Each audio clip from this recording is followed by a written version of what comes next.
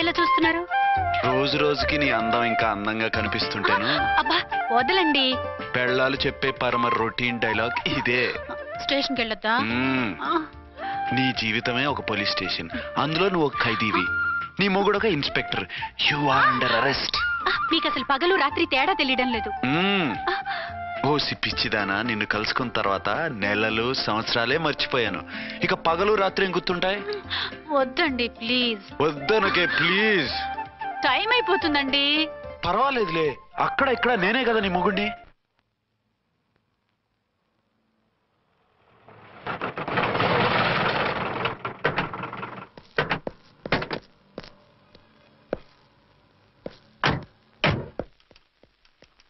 Sir sir SP గారు వచ్చారు.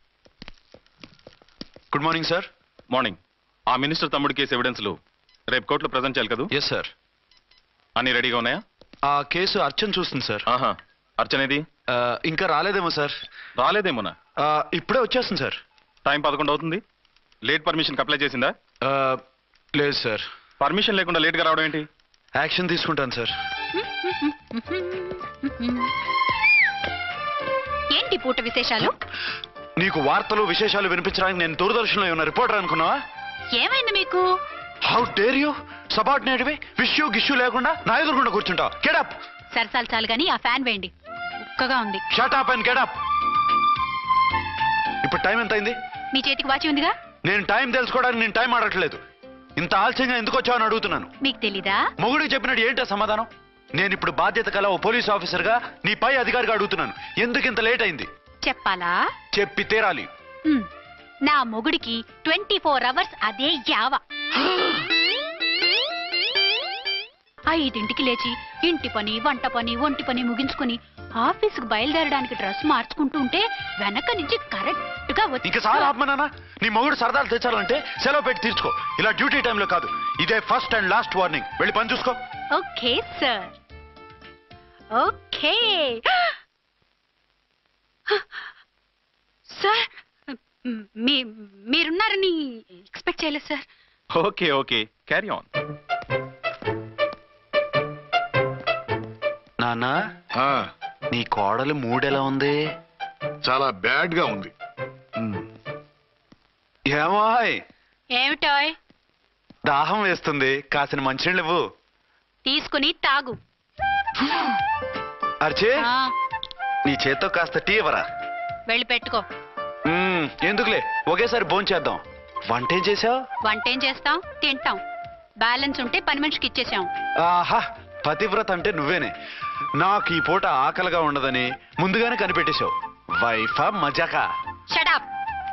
నీది మంచి మనసు కాబట్టి ఆ మాటతో ఊరుకున్నావు. అదే ఇంకో పెళ్ళం అయితేనా? మీకు ఇంకో పెళ్ళం కూడా ఉందా? చిచి చిచి చి, ఇంకోటి పెళ్ళం అనబోయి ఇంకో పెళ్ళం అనేసా. ఏంట్రా, కోపమా? కాదు, తాపం. అయితే నేను తీర్చేస్తాగా. నన్ను ముట్టుకోకండి. అయ్యో, ఏ పొద్దున ఎస్పీ గారి ముందు అంత బిల్డప్ ఇవ్వాలా? ఏదో ఒకటి సర్ది చెప్పచ్చుగా. అక్కడికి మీరేదో సిన్సియర్ అయినట్టు, నేను చావటం అయినట్టు. అంటే చట్టానికి ధర్మానికి అదేంటి కింద పడుకున్నావు? చట్టానికి ధర్మానికి విలువ ఇవ్వాలి కదా. మీరు సిఐ గారు, మేము ఎస్ఐలం. మీరు పైన ఉండాలి, నేను కింద ఉండాలి. చి, అది బయట చెప్పే డైలాగు. భార్యా బిడ్డల కన్నా బాధ్యత గొప్పది కాదుగా. ఇది ఇంట్లో చెప్పే డైలాగ్. పడగొట్టి పని గడుపుకునే మగమాటలు మాట్లాడకండి. మీ చేత తిట్లు చీవాట్లు తినే కర్మ నాకేం పట్టలేదు. ఎందుకు ఏడుస్తావు? ఇప్పుడు ఏమైందని? నేనెందుకు ఏడుస్తాను? ఆ తిక్కుమాలిన ఉద్యోగానికి రాజీనామా చేసి పారేస్తే ఏడవలసిన వాళ్ళే ఏడుస్తారు. ఆ పని మాత్రం చేయకేన అర్థంగి. దీనికి మాత్రం లోటు రాకూడదు. పెళ్ళానికి కోపం వచ్చినప్పుడే మొగుడికి మూడొస్తుందో. నాకే రావటం లేదు, వదలండి. నాకు వచ్చింది కదా, ఆటోమేటిక్ గా నీకు వచ్చేసింది.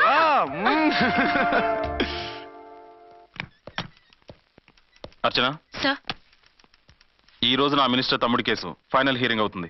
ఎవిడెన్స్ అన్ని పక్కగా ఉన్నాయి కదా? సార్. లేదంటే తన తమ్ముడిని విడిపించుకోవడానికి ఆ మినిస్టర్ తన పవర్ అంతా ఉపయోగించి కేసును తారుమారు చేస్తాడు. లేదు సార్, అన్ని పక్కగా ఉన్నాయి. ఖచ్చితంగా లైఫ్ పడుతుంది. గుడ్, వాడిని తీసుకెళ్ళు. వీడిని ఇక్కడికి ఎందుకు తీసుకొచ్చారు? నాన్న ఇంట్లో లేడు, నేను అర్జెంట్ గా బయటికి వెళ్ళాలి. వీడేమో ఏడుస్తున్నాడు, ఏం చేయాలో తెలియక. నేను కోర్టుకి వెళ్ళాలండి. సరే ఇవ్వండి. లేదమ్మా లేదు, లోపల ఎస్పీ గారు ఉన్నారు. ఓకే.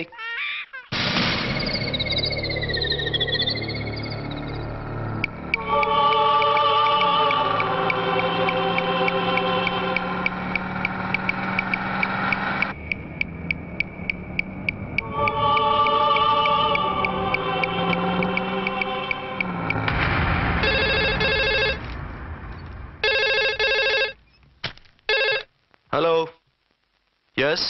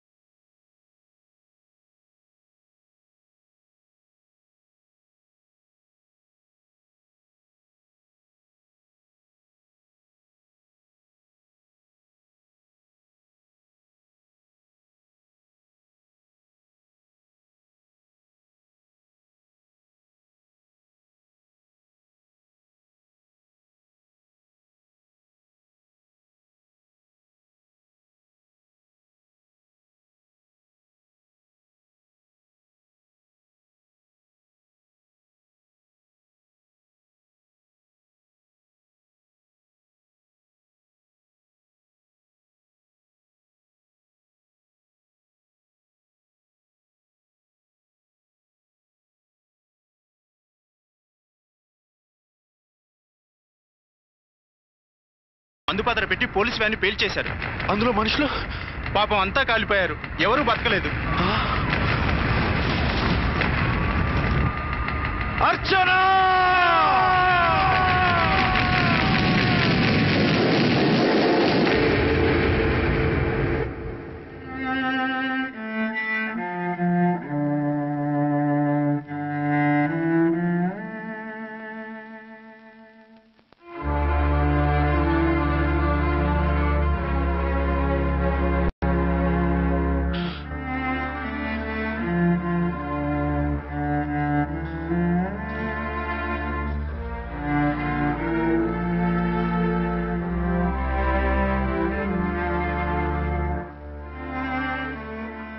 రెండేళ్లు పైనైంది వాళ్ళు నీకు దూరమై.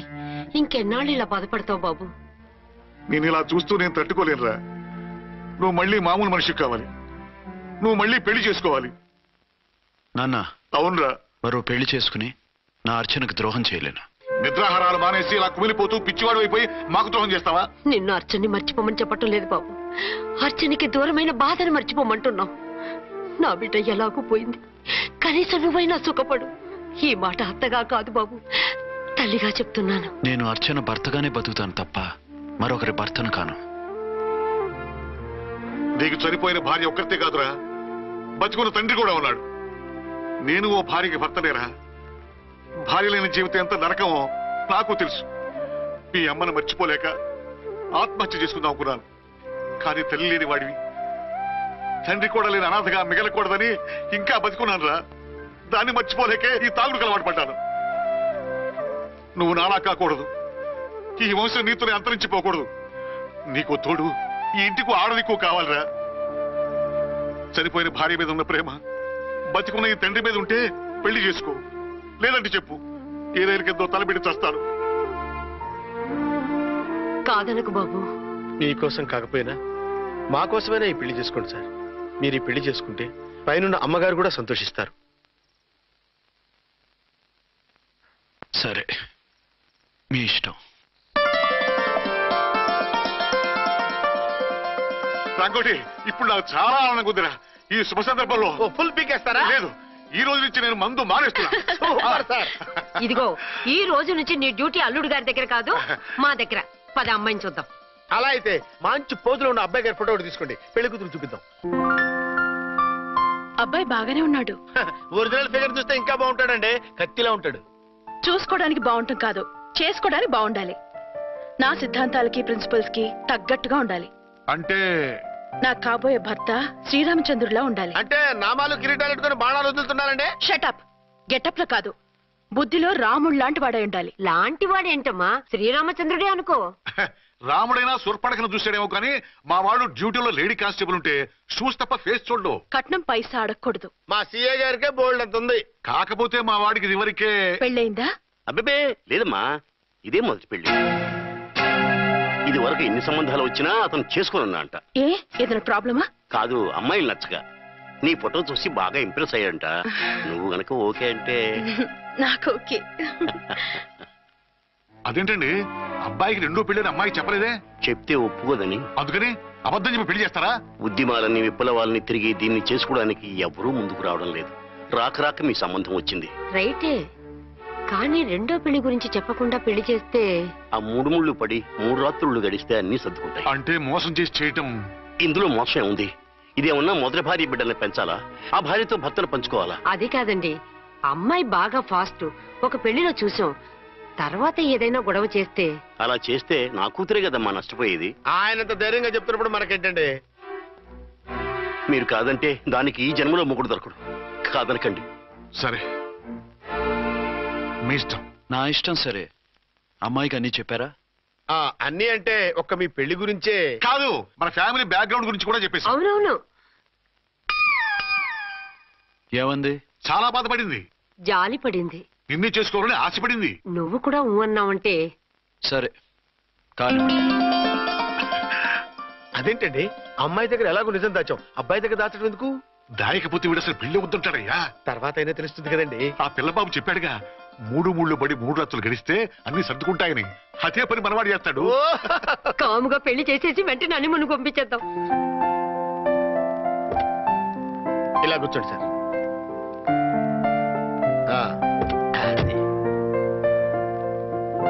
Happy honeymoon. Thank you.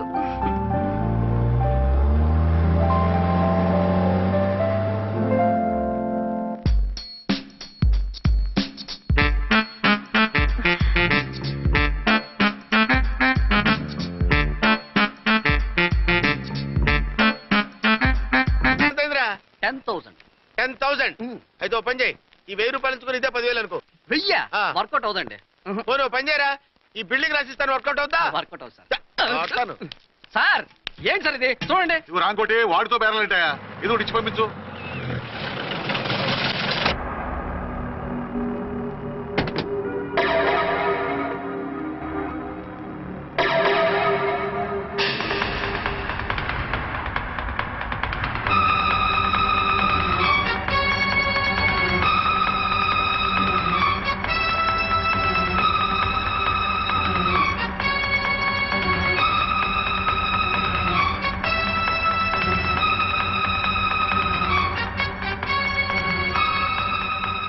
మావయ్య, అమ్మా, రాంకోటి. అచ్చనా, నువ్వు చనిపోలేదు మావయ్య, బతికే ఉన్నాను. ఆయన ప్రేమే నన్ను బతికించింది. బాబు, మీ మనవడు. రే నాన్న, రారా రారా. ఎన్నాళ్ళు ఎక్కడున్నావు? మర్చిపోయావా? ఏమైపోయావు? ఆ వివరాలన్నీ తర్వాత చెప్తాను. ఆయనేరే లోపల ఉన్నారా? లేరు మేడం. ఏ ఆఫీస్కి వెళ్ళారా? ఊటీకి వెళ్ళారు. డ్యూటీ మీద వెళ్ళారా? అవునమ్మా, డ్యూటీ మీద వెళ్ళారు. అక్కడ ఏ హోటల్ ఎదిగారు? తాజ్ రెసిడెన్సీ. నువ్వు లోపలికి పోదమ్మా, మాట్లాడుకుందాం. లేదమ్మా, నేను ముందు ఆయన్ని చూడాలి. నేను ఇప్పుడే ఊటీ వెళ్తాను. ఎందుకమ్మా? 2-3 రోజుల్లో వాడు వచ్చేస్తాడు. 2 ఏళ్లు ఆయన చూడకుండా శవంలా బతికాను. ఇక 2 క్షణాలు కూడా ఆయన చూడకుండా ఉండలేను మావయ్య. అది కాదమ్మా. నా మాట వినమ్మా.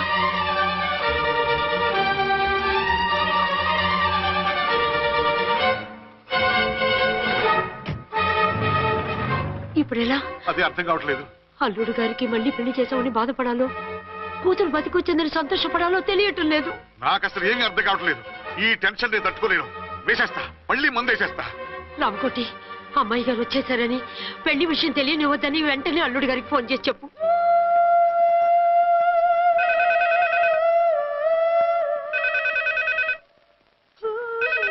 ஹலோ, என்ன ஆறுமுகம் பேசுறேன். அங்க டன் டீ பொடி அனுப்ப சொல்லியாச்சு. இது வரல என்னாச்சு? రాంగ్ నెంబర్ అయ్యా. ఏంటి ఇప్పటి వరకు యమా ఫాస్ట్ గా ఉన్నావు, సడన్ గా ఎంత సిగ్గు వచ్చేసింది? ఆడది తల వంచి సిగ్గుపడేది పెళ్లిలోనూ, తను వంచి సిగ్గుపడేది శోభన రోజున. అలాగా.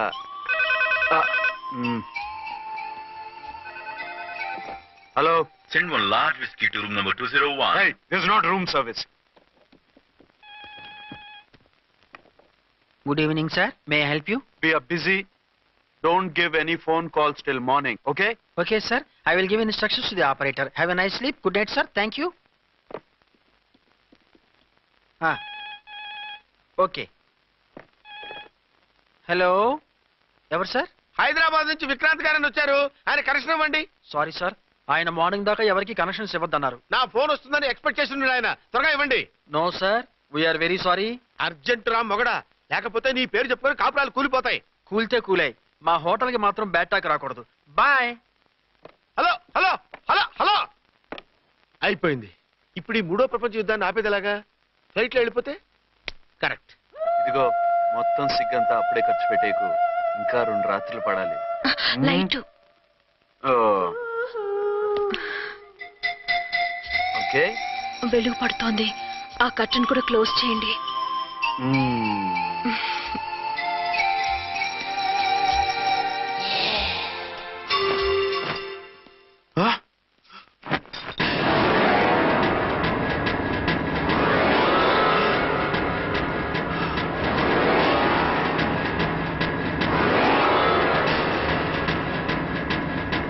ఏంటలా తొంగి చూస్తున్నారు? ఏం లేదు, ఇప్పుడే వస్తాను.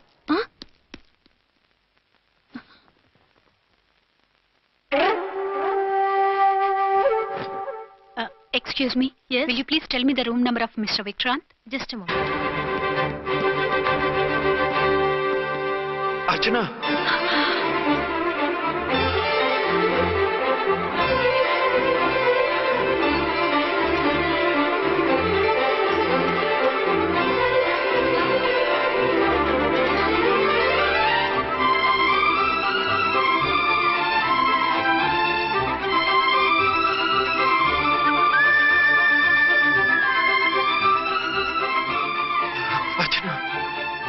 నువ్వు నేనేనండి, మీ అర్చన్ని.